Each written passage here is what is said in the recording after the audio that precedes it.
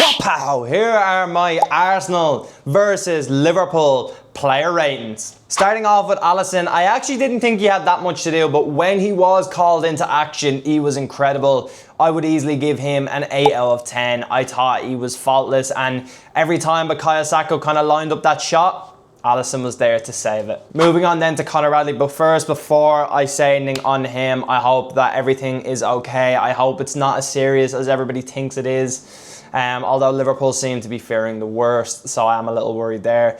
But to move on to his actual performance, I thought he was very good again today. I actually think he was probably the weakest link out of the back four, but even in saying that, he was very good defensively. There was a couple of moments in the first half where it felt like Trossard was getting the better of him, but I would say all around a 7.5 out of 10 is fair enough for Conor Bradley. Moving on then to Ibrahima Konate, an imperious performance from him.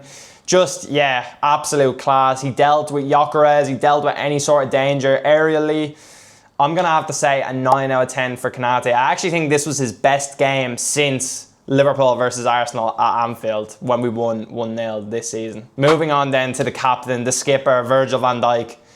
To be honest, this might seem, I don't know, a bit over the top, but when I watch Van Dijk play these sort of games and perform to this sort of standard and uplift everybody around him, it's hard for me not to give him a 10 out of 10. Just a proper captain's performance, cleared everything, and when the back line are stable and playing at a very good level, you can actually just see how good Van Dijk is. He's just a level above everybody else. He really showed the Emirates that he is the best centre-half to ever play there. He's the best centre-half in the world as well. Just incredible, and showed Gabriel and Saliba levels. Moving on to Milos Kerkez, who in my opinion was the man of the match.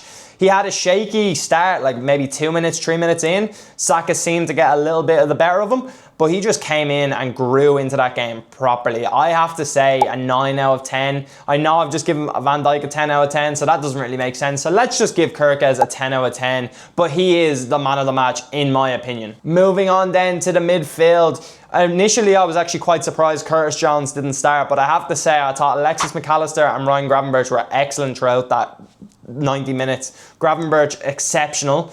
I would say Gravenberch gets a solid 8.5 out of 10. He was very good today. He made it difficult for Arsenal's midfield to try and play through, and you've seen in that second half how dominant he actually was. And Alexis McAllister just showed up for a big game, a very positive sign, especially after a couple of weeks of some very questionable performances from Alexis McAllister, and considering his interview that he had, I would say 6.5, 7 out of 10. I'll go 7 just because I'm in a good mood. Moving on a bit more forward then to Frimpong out on that right.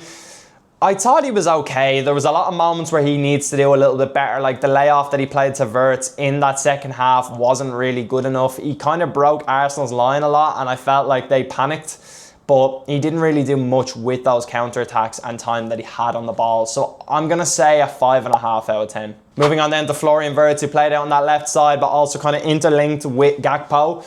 I am going to say an 8 out of 10. I genuinely thought he was incredible. He just had Declan Rice on a leash the whole game and just tortured him. Made it so hard for Declan Rice to really get a foothold on that game in the second half especially. Moving on to Dominic Szoboszlai.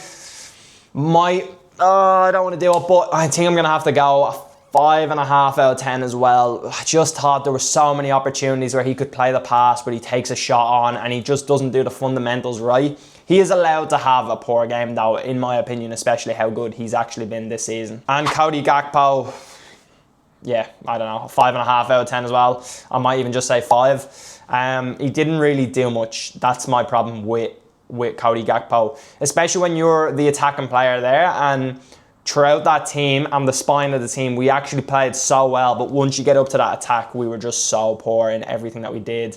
Gakpo fumbles a couple of shots. He's probably contributed massively to the reason that was the first game in the Premier League in over 14, 15 years that we didn't have a shot on target. Arne Slot for me gets an 8 out of 10. Genuinely thought he coached a win and got a draw, unfortunately, and I think that's just due to injuries. I'm very unlucky there. And if you watch my content, you'll know my thoughts on Arne Slot generally. I'm not hugely in on the whole Slot in sort of hype train, especially at the moment, but I thought he coached a win. And Joe Gomez only played about 2 minutes.